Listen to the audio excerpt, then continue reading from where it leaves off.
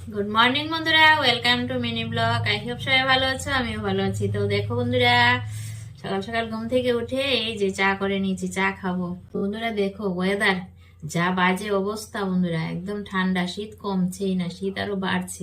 রান্না বান্না করবো, কি খাবো দাবো ইচ্ছে করে না বিছানা থেকে উঠতে। যাই হোক, রান্না বান্না তো করতে হবে, খেতে তো হবে। তো তার জন্য দেখো ভাতটা বসিয়ে দিয়েছি, আর চা করে এই যে চা নিয়ে নিলাম, চাটা খেয়ে নিই। তো চলো দেখতে থাকো, একটা লাইক দিয়ে ভিডিওটা। সারাদিন টুকিটাকি যাই পারি একটু শেয়ার করবো, আগে খেয়ে নিই।